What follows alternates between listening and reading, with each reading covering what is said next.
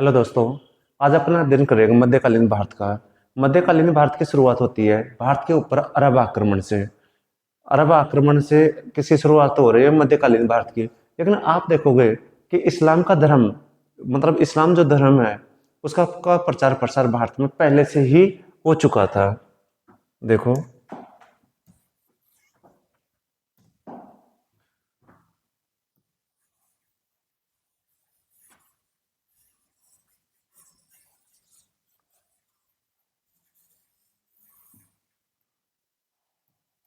ये अपना प्यारा देश है जिसका नाम क्या है? भारत। भारत का एक पड़ोसी देश है जिसका नाम क्या है? पाकिस्तान। पाकिस्तान के ऊपर की तरफ एक देश है जिसका नाम क्या है? अफगानिस्तान। अफगानिस्तान के पास में एक देश है जिसका नाम क्या है? इराक। और उसके नीचे कौन सा देश है? ईरान। इसके पश्चात में जो मुस्लिम देश आते हैं, वो देश कौन से देशों के नाम से जाने जाते हैं? अरब प्रायद्वीप के देश या अरब देश। प्राचीन काल में अरब देश के लोग किसके साथ में व्यापार किया करते थे? भारत के साथ में व्यापार किया करते थे। जगह का नाम क्या है? मालाबार तट। मालाबार तट। और मालाबार तट कौन से राज्य में है? केरल में। अरब देश के व्यापारी कहाँ पर आते हैं? भारत में। और भारत से मसाले वगैरह लेकर के कहाँ पर जाते हैं? वापस से अरब देशों में। तो ये भारत आते और भारत से वापस जाते। तो ये आने वाले कौन थे? अरब व्यापारी। अरब व्यापारी। तो सर्वप्रथम अरब व्यापारियों के द्वारा मालाबार के तट पर कौन से धर्म का विकास किया गया? इस्लाम धर्म का। अर्थात कि सर्वप्रथम इस्लाम धर्म कौन सी जगह पे आया? मालाबार के तट पर। मालाबार के तट कौन से राज्य में है? केरल राज्य में। अर्थात सर्वप्रथम इस्लाम धर्म का विकास कौन से राज्य में हुआ है? केरल राज्य में। आगे चलते हैं। अब देखो, भारत के ऊपर, भारत पर प्रथम अरब आक्रमण।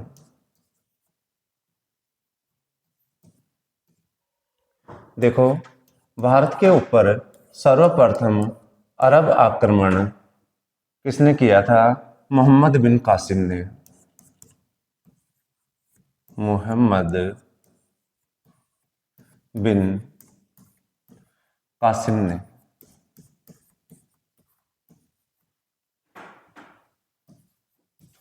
मोहम्मद बिन कासिम ने 20 जून 712 ईस्वी को सिंध पर आक्रमण किया।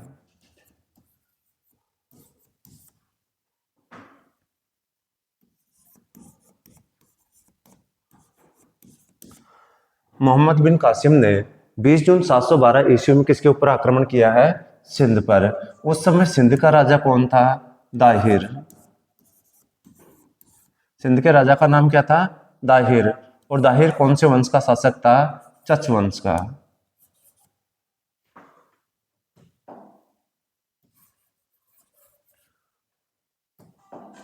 कौन से वंश का शासक था? चच वंश का।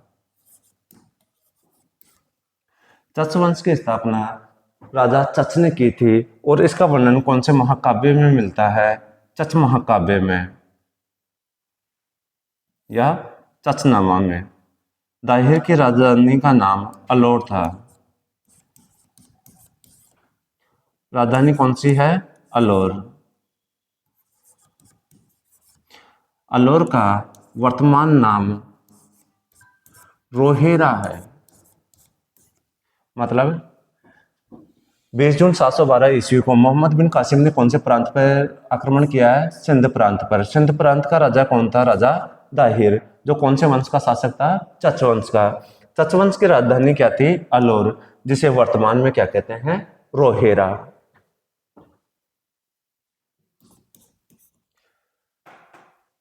मोहम्मद बिन कासिम तथा दाहिर के मध्य एक युद्ध लड़ा गया जिसे रावर का युद्ध कहते हैं। रावर का युद्ध। यह युद्ध 20 जून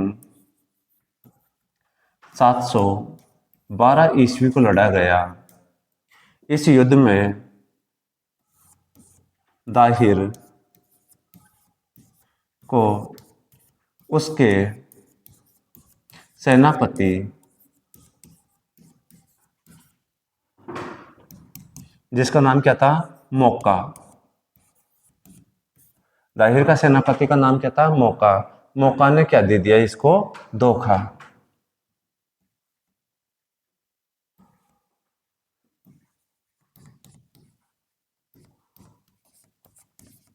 किसको धोखा दे दिया? दाहिर को। और इस युद्ध में कौन मारा गया? दाहिर। और किसकी विजय हुई? मोहम्मद बिन कासिम की।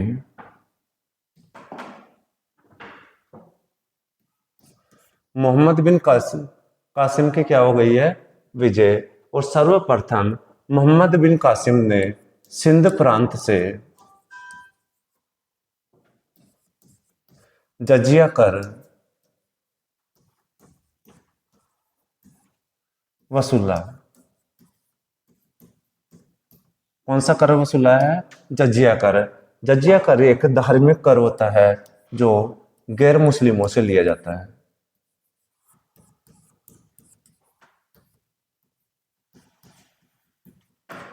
किससे लिया जाता है? गैर मुस्लिमों से, यानी कि इस्लाम धर्म को नहीं मानने वालों से कौन सा कर लिया जाता है? जजिया कर। और जो भारत में सबसे पहले किसने लिया है? मोहम्मद बिन कासिम ने।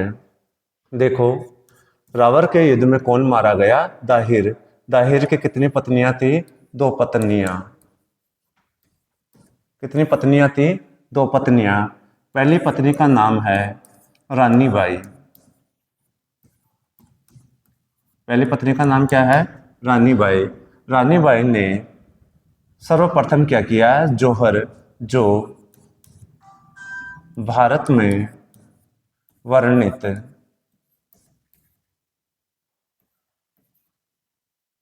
जो भारत में वर्णित प्रथम जौहर है। मतलब कि भारत में वर्णित प्रथम जौहर किसका जौहर है? रानी बाई का जौहर। दूसरी पत्नी का नाम लाडी बाई था। क्या नाम है? लाडी बाई।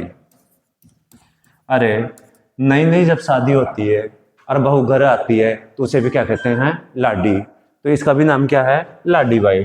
लाडी बाई के 2 पुत्रियां थी। पहली का नाम है सूर्या देवी। पहली पुत्री का नाम क्या है? सूर्या देवी। और दूसरी पुत्री का नाम है परमल देवी। पहली पुत्री का नाम क्या है? सूर्या देवी। और दूसरी पुत्री का नाम क्या है? परमल देवी। दोनों पुत्रियों को बंदी बना करके कासिम ने खलीफा के पास में भेजा,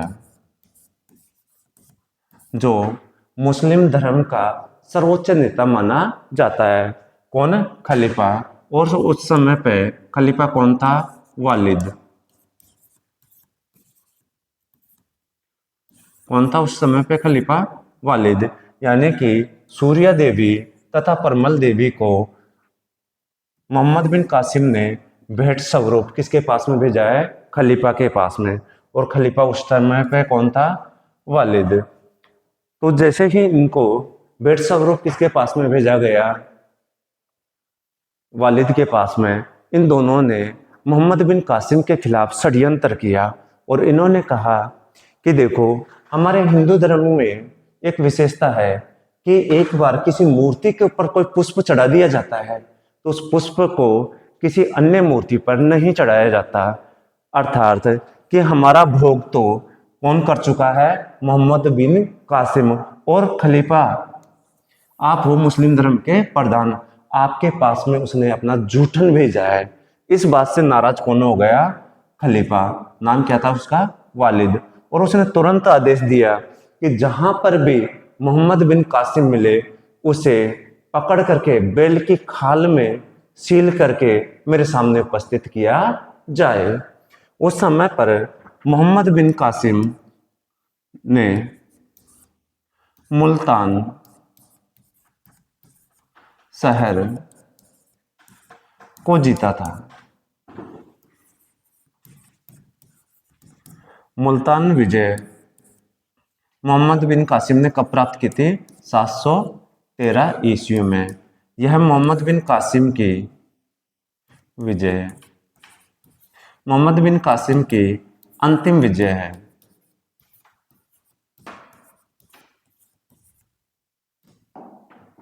यहां से मतलब मुल्तान से कासिम को बहुत अधिक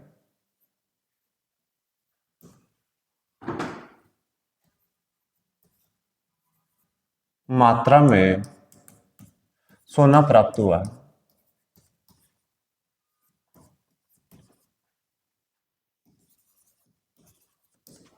इस कारण से अरब इतिहासकारों ने मुल्तान को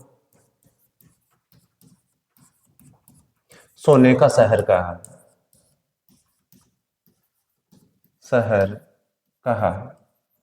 तुम्हें पता है ना कि एक भारतीय क्रिकेटर है जिसे मुल्तान का सुल्तान कहते हैं। मुल्तान का सुल्तान, जिसने रावलपिंडी एक्सप्रेस के नाम से मशहूर शोएब अख्तर की नींद हराम कर दी थी। नाम था उसका वीरेंद्र सहवाग।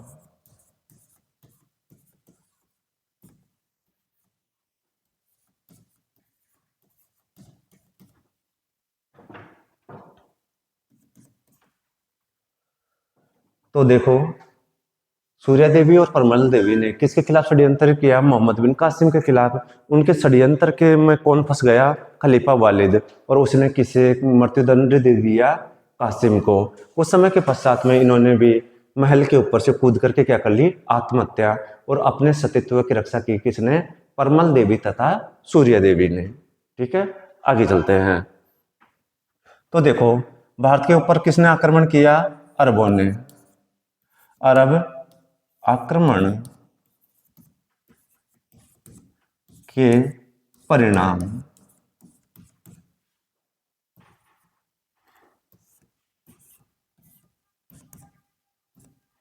तो देखो, अरब आक्रमण के कुछ अच्छे परिणाम भी देखने को देखने को मिला। यानी कि अर्थात भारतीय अरबियों से क्या सीखा? खजूर की खेती करना। खजूर की खेती। दूसरा क्या सीखा? ऊंट का पालन पोषण करना। ऊंट पालना सीखा।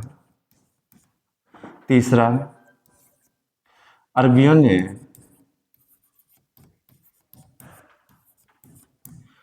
ने भारत में दिरहम प्रकार के सिक्के चलाए।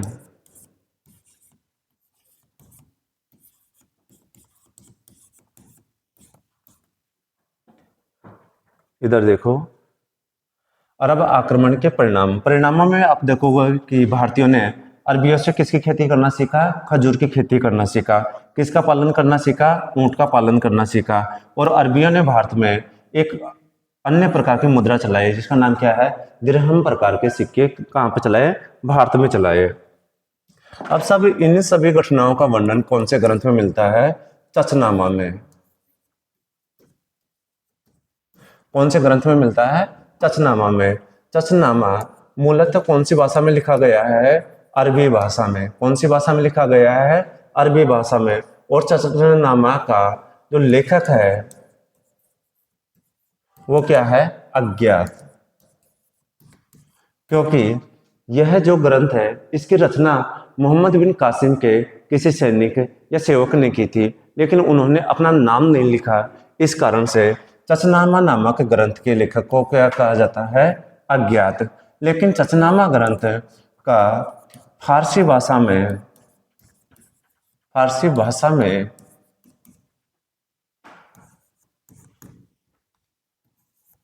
अबू बकर कुफी ने अनुवाद किया।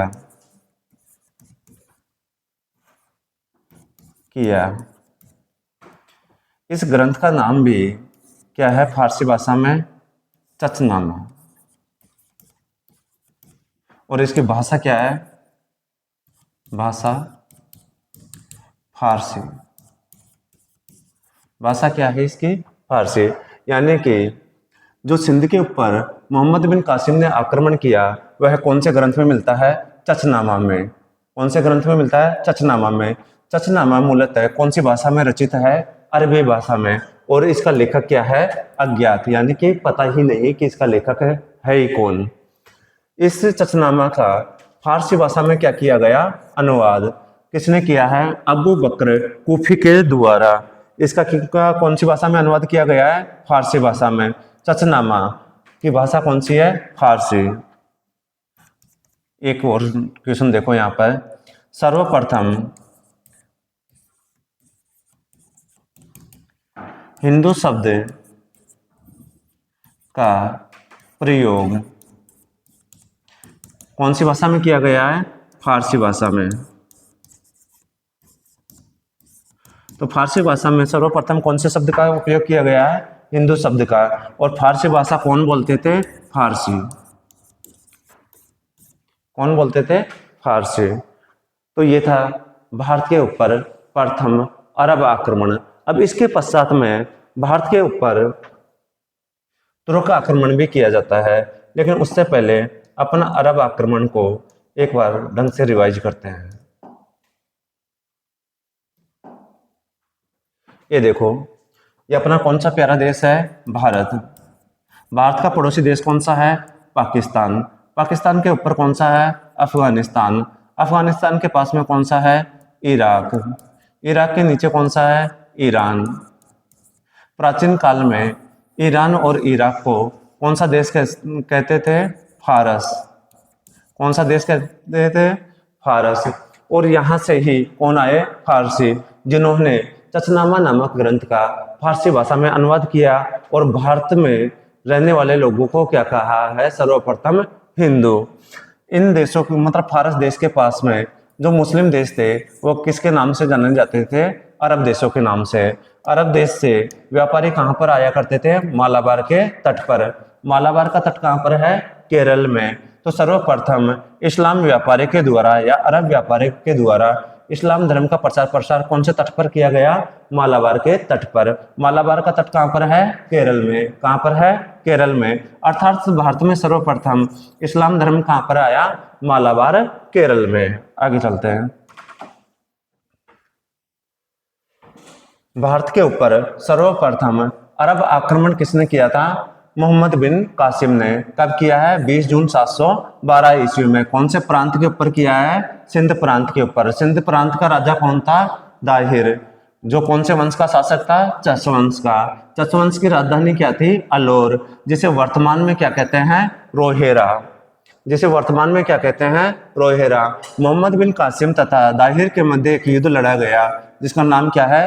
रावर का युद्ध। कौन सा युद्ध है? रावर का युद्ध। जो कब लड़ा गया? 20 जून 712 ईस्वी को दाहिर तथा मोहम्मद बिन कासिम के मध्य। लेकिन इस युद्ध में जो दाहिर का जो सेनापति था उसका नाम क्या था? मौका, जिसने किसी धोखा दे दिया दाहिर को, और उसके धोखे के कारण कौन मारा गया? दाहिर।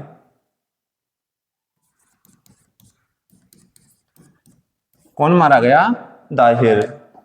आगे देखो, सिंध पर किसकी विजय हो गई? मोहम्मद बिन कासिम की। तो सर्वप्रथम भारत के सिंध प्रांत से जजिया कर मोहम्मद बिन कासिम ने वसूल किया। जजिया कर किसे कहते हैं? गैर मुस्लिमों से लिया जाने वाला एक धार्मिक कर क्या कहलाता है? जजिया कर। तो भारत में सर्वप्रथम जजिया कर किसने वसूल किया है? मोहम्मद बिन कासिम ने। कौन से प्रांत से? सिंध प्रांत से। दाहिर के रावर के युद्ध में क्या हो गई, मृत्यु। तो दाहिर के उस समय पे कितनी पत्नियां थी, दो पत्नियां। एक का नाम क्या था, रानी बाई, और दूसरी का नाम क्या था, लाडी बाई। पहले पत्नी का नाम क्या है, रानी बाई, और दूसरी पत्नी का नाम क्या है, लाडी बाई। रानी बाई ने क्या किया, जौहर किया, मतलब रावर की विजय किसकी हुई है, मोहम्मद बिन कासिम की। तो रानी बाई ने क्या कर लिया, जौहर, जो भारत में वर्णित प्रथम जौहर है। भारत में वर्णित प्रथम जौहर किसके द्वारा किया गया था, रानी बाई के द्वारा। दाहिर की दूसरी पत्नी जिसका नाम क्या है, लाडी बाई। लाडी बाई के दो पुत्रियां थी, एक का नाम था सूर्या देवी और दूसरे का नाम था परमल देवी। इन दोनों को भेंट स्वरूप मोहम्मद बिन कासिम ने किसके पास में भेज दिया, खलीफा के पास में। उस समय पर जो खलीफा था उसका नाम क्या था, वालिद। दोनों बहनों ने अपने परिवार को नष्ट करने के कारण किससे दुश्मनी थी, मोहम्मद बिन कासिम की से क्या थी दुश्मनी, सॉरी, मोहम्मद बिन कासिम से क्या थी दुश्मनी, किसकी, परमल देवी और सूर्या देवी की। तो इन दोनों ने मोहम्मद बिन कासिम के खिलाफ क्या रचा, एक षड्यंत्र। और उस षड्यंत्र में कौन फंस गया, वालिद। वालिद क्या था उस समय पे, खलीफा। इनके षड्यंत्र के कारण वालिद ने आदेश दिया कि मोहम्मद बिन कासिम को किसके खाल में सील करके लेकर के आओ, बेल की खाल में। और बेल की खाल में सी करके लेकर के आने के कारण किसकी मृत्यु हो जाती है, मोहम्मद बिन कासिम की। कासिम की अंतिम विजय क्या है, मुल्तान की विजय। कब प्राप्त की थी, 713 ईस्वी में। यहां से मोहम्मद बिन कासिम को बहुत अधिक मात्रा में क्या प्राप्त हुआ, सोना। इस कारण से जो मोहम्मद बिन कासिम है उसके साथ में जो अरब इतिहासकार आए, उन्होंने मुल्तान को कौन सा शहर कहा है, सोने का शहर। वैसे ये जो मुल्तान जो शहर है उसका सुल्तान किसे कहते हैं, भारतीय क्रिकेटर वीरेंद्र सहवाग को। भारत के ऊपर जो अरब आक्रमण हुआ उसके कुछ तो नकारात्मक प्रभाव थे और कुछ क्या थे, सकारात्मक प्रभाव। सकारात्मक प्रभावों में से आप देखोगे कि भारतीयों ने किसकी खेती करना प्रारंभ किया, खजूर की खेती। भारतीयों ने कौन से पशु को पालना शुरू किया, ऊंट को। और भारत में अरबियों ने कौन से सिक्के चलाए, दिरहम प्रकार के सिक्के। चचनामा नामक ग्रंथ, चचनामा में किसका इतिहास है, चच वंश के शासकों का। चच वंश के शासकों ने कहां पर शासन किया है, सिंध प्रांत के ऊपर। चच मूल रूप से क्या थे, ब्राह्मण।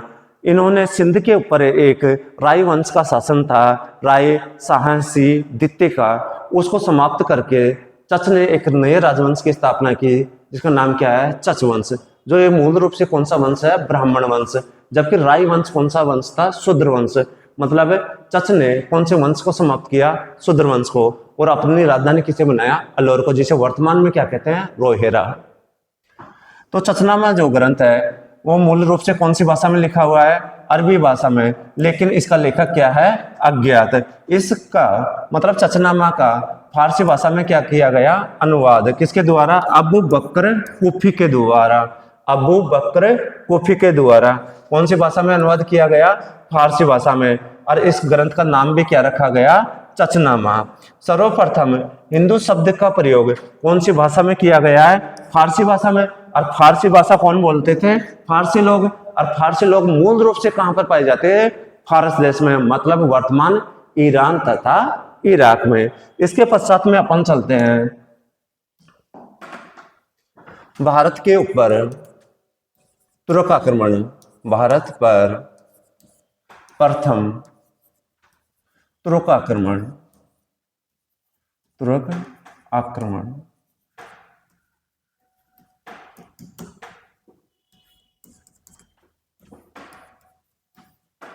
देखो,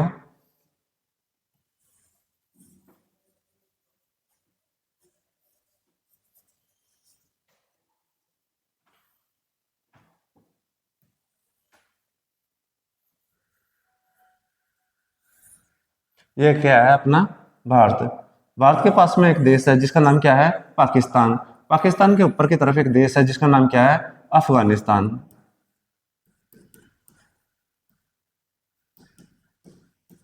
अफगानिस्तान में एक जगह है जिसका नाम क्या है, गजनी। यहां से एक मुस्लिम वंश है, मतलब जो कौन है, तुर्क, मतलब मुस्लिमों का एक भाग है या एक जाति है जिसका नाम क्या है, तुर्क, जिसका शासन कहाँ पे था, गजनी में। वंश का नाम क्या है, यामिनी वंश। यामिनी वंश के शासक सुबुक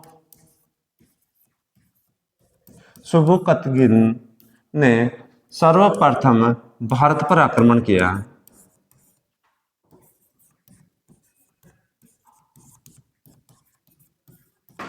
भारत के ऊपर प्रथम तुर्क शासक कौन है जिसने आक्रमण किया, सुबुकतगिन। कौन से वंश का है, यामिनी वंश का। आगे चल करके आप देखोगे कि इसी यामिनी वंश का एक शासक होता है जिसका नाम क्या होता है, महमूद गजनबी, जिसका नाम क्या है, महमूद गजनबी। कौन से वंश का शासक था, यामिनी वंश का। कौन से वंश का शासक था, यामिनी वंश का। महमूद गजनबी एकमात्र, या महमूद गजनबी प्रथम प्रथम मुस्लिम शासक है जिसने सर्वप्रथम सुल्तान की उपाधि धारण की। महमूद गजनबी प्रथम मुस्लिम शासक है जिसने कौन सी उपाधि धारण की है, सर्वप्रथम सुल्तान की। महमूद गजनबी को मूर्तियां को तोड़ने के कारण क्या कहते थे, बुत शिकन,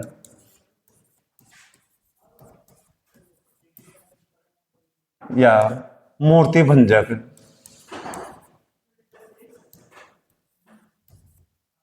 बुत शिकन या मूर्ति भंजक किसे कहा जाता था, महमूद गजनबी को।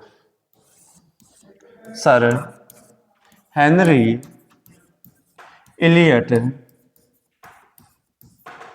के अनुसार महमूद गजनबी ने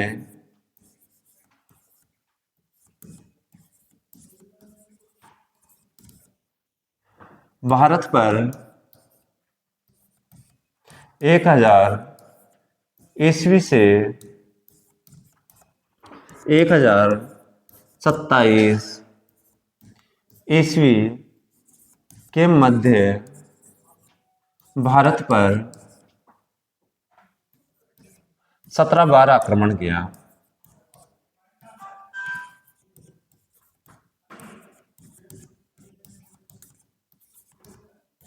कितनी बार आक्रमण किया भारत के ऊपर, 17 बार आक्रमण किया है।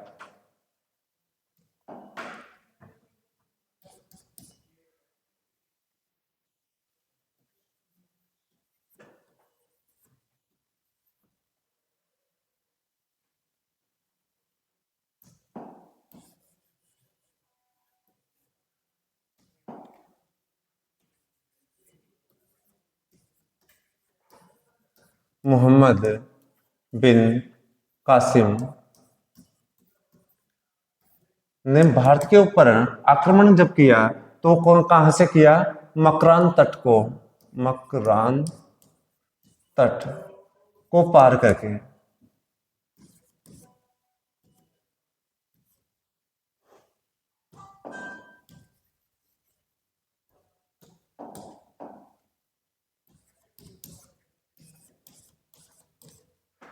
मतलब जो प्रथम अरब आक्रांता था मोहम्मद बिन कासिम, तो उसने जब भारत के ऊपर आक्रमण किया तो कौन से तट को पार करके किया है, मकरान तट को। ठीक इसी प्रकार से महमूद गजनबी ने जब भारत के ऊपर आक्रमण किया तो खैबर दर्रे को पार करके किया है, खैबर दर्रा। मैं मोहम्मद बिन कासिम के लिए पूछे तो किसको पार किया, मकरान तट को। महमूद गजनवी के बारे में पूछे तो भारत पर आक्रमण कहां से किया? खैबर दर्रे को पार करके। इसने भी भारत के कौन से प्रांत के ऊपर आक्रमण किया है? सिंध प्रांत पर। सर्वप्रथम किसके ऊपर आक्रमण किया है? सिंध प्रांत के ऊपर। अब देखो,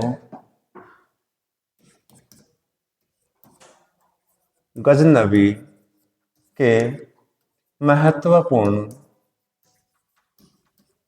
आक्रमण। महत्वपूर्ण आक्रमण देखोगे तो इसका प्रथम आक्रमण, पहला आक्रमण इसने किया 1001 ईस्वी में। किसके विरुद्ध किया? सिंध के ऊपर। सिंध पर आक्रमण। उस समय सिंध का शासक कौन था? जयपाल। सिंध का शासक कौन था? जयपाल। जयपाल कौन से वंश का शासक था? हिंदू शाही वंश का। हिंदू शाही वंश। कौन से वंश का शासक था जयपाल? हिंदू शाही वंश का। जयपाल की राजधानी क्या थी? राजधानी वेहंद। राजधानी का नाम क्या है? वेहंद। और इस वेहंद का दूसरा नाम भी मिलता है, उदभांडपुर।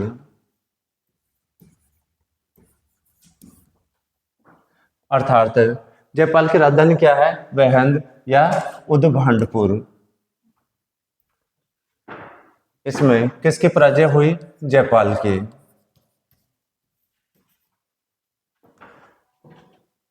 दूसरा महत्वपूर्ण इसका आक्रमण है छठवां आक्रमण। कौन सा आक्रमण है? छठवां आक्रमण।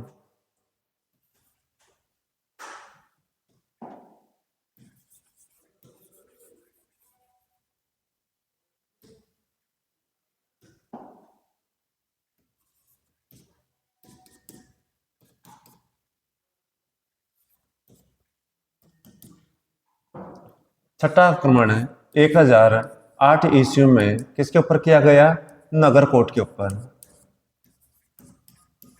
नगरकोट कहां पर है? पंजाब में।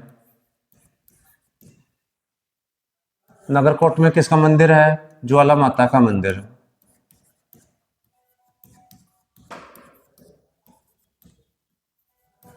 जिसे मोहम्मद बिन कासिम ने तोड़ा कब? 1008 ईस्वी में। और कौन सा आक्रमण था उसका? छठा आक्रमण।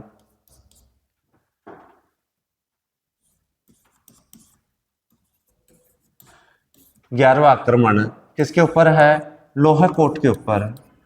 लोहा कोट। लोहा कोट दुर्ग के ऊपर आक्रमण। कौन सा आक्रमण है? 11वां आक्रमण। कब किया गया लोहा कोट दुर्ग के ऊपर आक्रमण? 1015 ईस्वी में। लोहा कोट दुर्ग कहां पर है? कश्मीर में। और कश्मीर की शासिका कौन थी? रानी दिद्दा। इस युद्ध में महमूद गजनवी की सेना की पराजय हुई। प्रथम पराजय। ठीक है, मतलब महमूद गजनवी के महत्वपूर्ण आक्रमण, जिनमें से आप पहला देखोगे 1001 ईस्वी में लड़ा गया, जो कहां पर आक्रमण किया है? सिंध के ऊपर। सिंध का शासक कौन था? जयपाल। कौन से वंश का शासक था? हिंदू शाही वंश का। जयपाल की राजधानी क्या थी? वेहंद। वेहंद का दूसरा नाम क्या मिलता है? उदभांडपुर। क्या मिलता है? उदभांडपुर। इस युद्ध में किसकी पराजय हुई? जयपाल के। इसके पश्चात में महत्वपूर्ण आक्रमण आता है कौन सा? छठा आक्रमण, जो कब लड़ा गया है? 1008 ईस्वी में। किसके ऊपर आक्रमण किया? नगरकोट के ऊपर। नगरकोट कहाँ पर है? पंजाब में। और यहाँ पर नगरकोट में किसका मंदिर है? ज्वाला माता का मंदिर, जिसे किसने तोड़ दिया? महमूद गजनवी ने। फिर इसने महत्वपूर्ण आक्रमण किया 11वां आक्रमण। कौन से दुर्ग पर है? लोहा कोट के दुर्ग पर। लोहा कोट दुर्ग कहाँ पे है? कश्मीर में। इसके ऊपर आक्रमण कब किया? 1015 ईस्वी में। कश्मीर की शासिका कौन थी? रानी दिद्दा। जिसने किसकी सेना को पराजित किया? गजनवी की सेना को, जिसकी भारत में प्रथम पराजय है।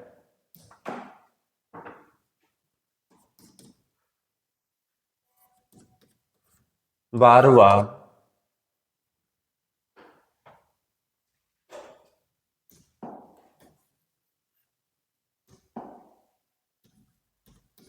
12वां आक्रमण। 12वां आक्रमण कब किया? 1018 ईस्वी में। किसके ऊपर आक्रमण किया है? मथुरा पर। मथुरा कहाँ पर है? यूपी में, मतलब उत्तर प्रदेश में। मथुरा किसकी जन्म स्थली है? श्री कृष्ण की जन्म स्थली। किसकी जन्म स्थली है? श्री कृष्ण की जन्म स्थली। मथुरा को हिंदुओं का बैतलहम कहते हैं।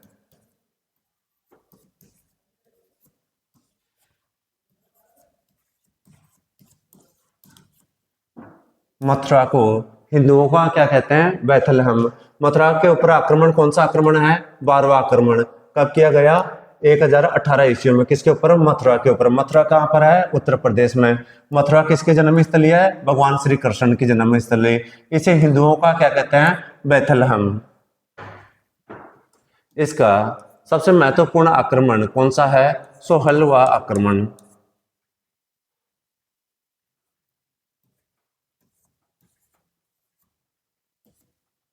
कौन सा आक्रमण महत्वपूर्ण है? 16वां आक्रमण। 16वां आक्रमण कब किया है इसने? 1025 ईस्वी में। किसके ऊपर आक्रमण किया है? सोमनाथ के ऊपर। सोमनाथ मंदिर के ऊपर आक्रमण किया है। सोमनाथ मंदिर कहाँ पर है? गुजरात के पाटन में। पाटन, गुजरात। इस आक्रमण से या सोमनाथ मंदिर के ऊपर जो आक्रमण किया गया, उससे मोहम्मद गजनवी को 20 लाख दिनार प्राप्त हुई। सोमनाथ मंदिर को तोड़ा गया। सोमनाथ मंदिर का पुनर्निर्माण 1950 ईस्वी में सरदार वल्लभ भाई पटेल ने करवाया।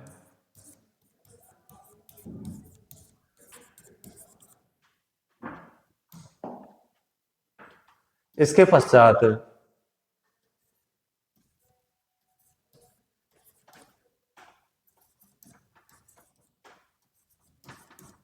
17वां आक्रमण मोहम्मद गजनवी ने 1027 ईस्वी को सिंध के जाटों तथा खोखरों के विरुद्ध किया।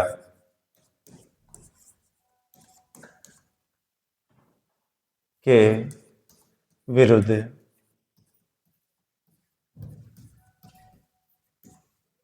किसके विरुद्ध किया है? खोखरों के विरुद्ध। खोखरों तथा जाटों के विरुद्ध कब किया है? 1027 ईस्वी में। यह महमूद गजनवी का भारत के ऊपर अंतिम आक्रमण है। कौन सा आक्रमण है? अंतिम आक्रमण। इसके पश्चात 1030 ईस्वी में गजनवी की क्या हो जाती है? ये हो जाती है मृत्यु। आगे देखो, गजनवी के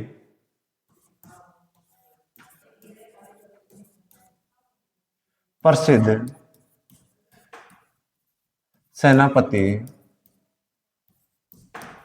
जो क्या थे? हिंदू। जिनका नाम क्या है? सेवंद्रई। और दूसरे का नाम क्या है? तिलक। महमूद गजनवी ने द्विभाषी तथा शारदा लिपि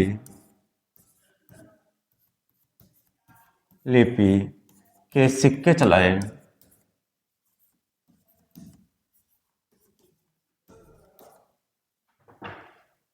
महमूद गजनवी के दरबार महमूद गजनवी के दरबार में 4 प्रमुख इतिहासकार थे।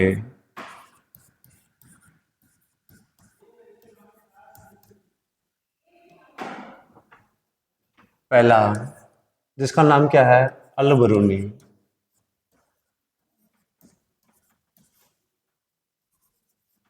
पहले का नाम क्या है, अल बरूनी।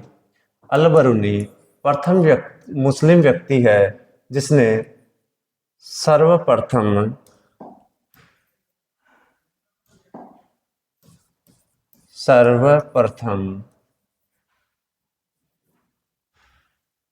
पुराणों का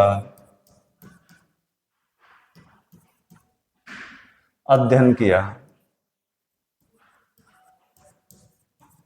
किसका अध्ययन किया? सर्वप्रथम पुराणों का। प्रथम मुस्लिम व्यक्ति है अल बरूनी जिसने सर्वप्रथम किसका अध्ययन किया है? पुराणों का। अल बरूनी ने किताब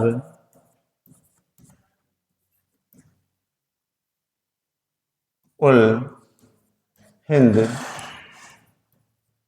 की रचना की। कौन सी पुस्तक की रचना की है? किताब उल हिंद की। दूसरा नाम भी मिलता है किताबुल ये हिंद। इसकी क्या की है? रचना। इसका हिंदी में अनुवाद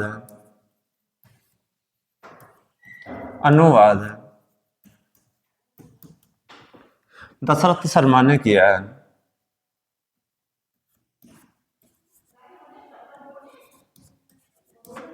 कौन सी भाषा में अनुवाद किया है? दशरथ शर्मा ने हिंदी में। किताबुल हिंद का अंग्रेजी अनुवाद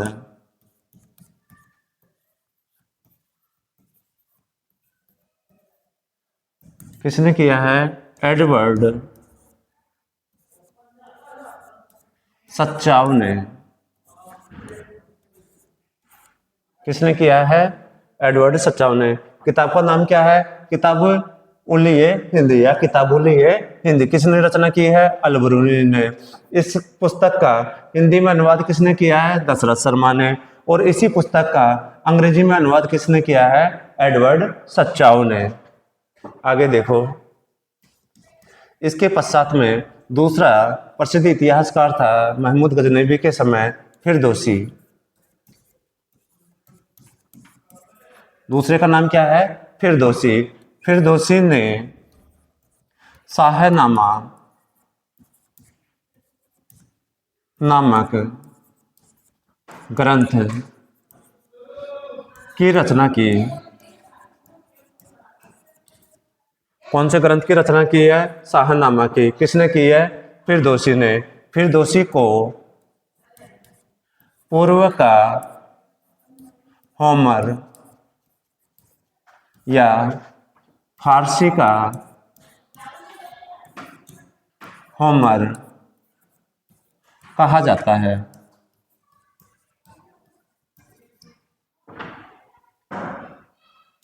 इसके पश्चात में तीसरा महत्वपूर्ण इतिहासकार कौन आता है?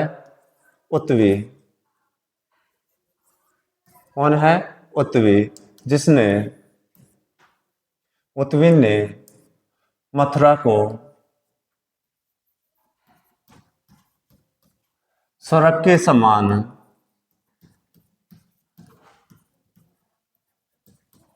बताया। स्वर्ग के समान कौन से नगर को बताया गया है? मथुरा को। किसके द्वारा? उत्वी के द्वारा। उत्वी ने तारीख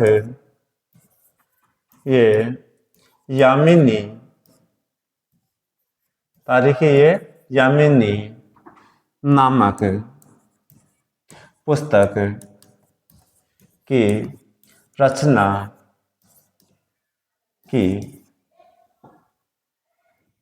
उत्वी ने कौन से शहर को स्वर्ग के समान बताया है? मथुरा में। कौन से शहर को? मथुरा को। उत्वी ने कौन सी पुस्तक लिखी है? तारीखी है यामिनी।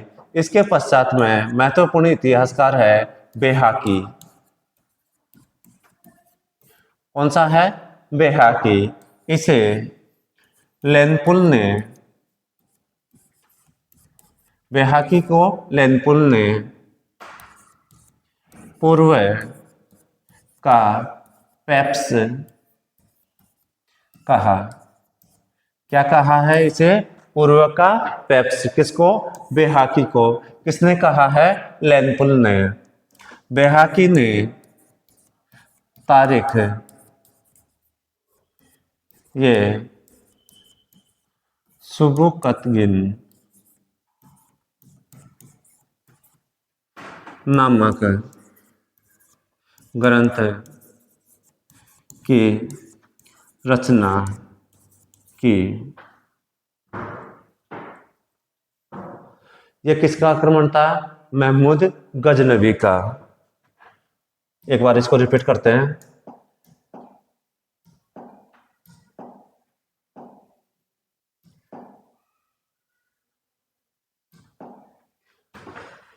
अपन ने पहले क्या देख लिया था? अरब आक्रमण। अब क्या देख रहे हैं अपन? भारत के ऊपर प्रथम तुर्क आक्रमण। तुर्क आक्रमण भारत के ऊपर सबसे पहले किसने किया था? सुबुकतगिन ने। किसने किया है? सुबुकतगिन ने। कौन से वंश का शासक था? यामिनी वंश का शासक था, जिसने किसके ऊपर आक्रमण किया? भारत के ऊपर आक्रमण किया। इसका एक महत्वपूर्ण शासक था। कौन से वंश का? यामिनी वंश का, जिसका नाम क्या था? महमूद गजनवी। महमूद गजनवी प्रथम मुस्लिम सुल्तान, मुस्लिम शासक है, जिसने कौन सी उपाधि धारण की है? सुल्तान की। अर्थात सर्वप्रथम प्रथम मुस्लिम शासक कौन है जिसने सुल्तान की उपाधि धारण की है? महमूद गजनवी। महमूद गजनवी को मूर्तियों को तोड़ने के कारण बुत सिकन या मूर्ति भंजक कहा जाता था। किसको? महमूद गजनवी को। महमूद गजनवी के बारे में सर हेनरी एलियट ने बताया कि इसने 1000 से लेकर 1027 के मध्य भारत के ऊपर कितने आक्रमण किए हैं? 17 बार। किसके अनुसार? सर हेनरी एलियट के अनुसार 1000 से 1027 के मध्य कितनी बार आक्रमण किया है? 17 बार। किसके अनुसार? सर हेनरी एलियट के अनुसार। मोहम्मद बिन कासिम ने भारत के ऊपर आक्रमण किया मकरान तट को पार करके, जबकि महमूद गजनवी ने भारत के ऊपर आक्रमण किया है खैबर दर्रे को पार करके। महमूद गजनवी के महत्वपूर्ण आक्रमण। महमूद गजनवी के महत्वपूर्ण आक्रमण। महमूद गजनवी ने भारत के ऊपर प्रथम आक्रमण किया है 1000 या 1001 ईस्वी में। कौन से प्रांत के ऊपर? सिंध प्रांत के ऊपर। सिंध प्रांत का शासक कौन था? जयपाल। जयपाल कौन से वंश का शासक था? हिंदुशाही वंश का। जयपाल की राजधानी क्या थी? वहंद या उदभांडपुर। राजधानी का नाम क्या है? वहंद या उदभांडपुर। इस युद्ध में कौन पराजित हुआ? जयपाल। महमूद गजनवी का महत्वपूर्ण आक्रमण कौन सा था? छठा आक्रमण। जो छठा आक्रमण कब किया गया है? 1008 ईस्वी में। किसके ऊपर आक्रमण किया? नगरकोट के ऊपर। नगरकोट कहाँ पर है? पंजाब में। नगरकोट में कौन सी माता का मंदिर है? ज्वाला माता का मंदिर, जिसको किसने तोड़ा? महमूद गजनवी ने। महमूद गजनवी ने 11वां आक्रमण किसके ऊपर किया है? लोहाकोट दुर्ग के ऊपर। कब? 1015 ईस्वी में। लोहाकोट दुर्ग कहाँ पर है? कश्मीर में। उस समय कश्मीर की शासिका कौन थी? रानी दिद्दा, जिसने गजनवी की सेना को क्या किया? पराजित किया। जो भारत के अंदर गजनवी की सेना की क्या है? प्रथम पराजय। 12वां आक्रमण 1018 ईस्वी में किसके ऊपर किया गया? मथुरा के ऊपर। मथुरा कहाँ पर है? यूपी में। जो किसकी जन्मस्थली है? भगवान श्री कृष्ण की जन्मस्थली। मथुरा को हिंदुओं का क्या कहते हैं? बेथलहम। हिंदुओं का बेथलहम कौन सा शहर कहलाता है? मथुरा। और इसे एक इतिहासकार है जिसका नाम क्या है? उत्वी। उन्होंने अपनी पुस्तक तारीखी यामिनी में किसके समान बताया है? स्वर्ग के समान। महमूद गजनवी का सबसे प्रसिद्ध आक्रमण कौन सा था? 16वां आक्रमण, जो कब किया गया? 1025 ईस्वी में। किसके ऊपर? सोमनाथ मंदिर के ऊपर। सोमनाथ मंदिर कहाँ पर है? पाटन, गुजरात में। यहां से महमूद गजनवी को कितनी मुद्रा प्राप्त हुई? 20 लाख दिनार। कितनी मुद्रा प्राप्त हुई? 20 लाख दिनार। महमूद गजनवी ने कौन से मंदिर को तोड़ा? सोमनाथ मंदिर को, जिसका पुनर्निर्माण सरदार वल्लभ भाई पटेल ने 1950 में करवाया है। किसका? सोमनाथ मंदिर का पुनर्निर्माण कब करवाया है? 1950 में। महमूद गजनवी का 17वां आक्रमण कब किया गया? 1027 ईस्वी में। किसके ऊपर? सिंध के जाटों तथा खोखरों के विरुद्ध। महमूद गजनवी की 1030 में क्या हो जाती है? मृत्यु। यानी कि 1000 से लेकर के 1027 तक कितनी बार आक्रमण किया? 17 बार। किसके अनुसार? सर हेनरी इलियट के अनुसार। और 30 में क्या हो जाती है इसकी? मृत्यु। महमूद गजनवी के जो प्रसिद्ध सेनापति हैं वो भी कौन है? हिंदू। पहले का नाम क्या है? सेवंद रॉय, और दूसरे का नाम क्या है? तिलक। महमूद गजनवी ने द्विभाषी मतलब 2 भाषाओं में तथा शारदा लिपि में क्या जारी किए? सिक्के। महमूद गजनवी के दरबार में 4 महत्वपूर्ण क्या थे? इतिहासकार, जिनमें पहले का नाम क्या है? अल-बरूनी। अल-बरूनी प्रथम मुस्लिम व्यक्ति है जिसने सर्वप्रथम किसका अध्ययन किया है? पुराणों का। अल-बरूनी ने जो पुस्तक लिखी उसका नाम क्या है? किताब उल ये हिंद या किताबुल ये हिंद, जिसका सर्वप्रथम हिंदी भाषा में अनुवाद किसने किया है? दशरथ शर्मा ने। पुस्तक का नाम क्या है? किताब उल ये हिंद या किताबुल ये हिंद। किसने लिखी है? अल-बरूनी ने। जिसका हिंदी भाषा में अनुवाद किसने किया है? दशरथ शर्मा ने। इसी पुस्तक का अंग्रेजी भाषा में अनुवाद किसने किया है? एडवर्ड सच्चाव ने। किसने किया है अनुवाद? एडवर्ड सच्चाव ने। कौन सी भाषा में? अंग्रेजी में। और हिंदी में दशरथ शर्मा ने। अगला इतिहासकार है फिरदौसी। फिरदौसी ने कौन सी पुस्तक की रचना की है? शाहनामा नामक ग्रंथ की रचना की है। फिरदौसी को पूर्व का होमर या फारसी का होमर कहा जाता है। फारसी से आपको पता चला ना कि फारस देश को प्राचीन काल में तो फारस देश था, और वर्तमान में क्या कहलाता है? इराक तथा ईरान। आगे चलते हैं। तीसरा इतिहासकार कौन है? उत्वी। उत्वी ने मथुरा को किसके समान बताया? स्वर्ग के समान। आपको पता है ना कि एक और शहर का नाम आया था जिसको सोने का शहर कहा गया था अरबी इतिहासकारों के द्वारा। उसका नाम क्या था? मुल्तान। उसका नाम क्या था? मुल्तान। और भारतीय क्रिकेटर वीरेंद्र सहवाग को क्या कहा जाता है? मुल्तान का सुल्तान। तो इतिहासकार कौन है? उत्वी। उत्वी ने किसके को मथुरा के समान स्वर्ग के समान बताया है? मथुरा को। उत्वी ने एक पुस्तक की रचना की जिसका नाम क्या है? तारीख-ए-यामिनी। तारीख-ए-यामिनी नामक पुस्तक में मथुरा को किसके समान बताया गया है? स्वर्ग के समान।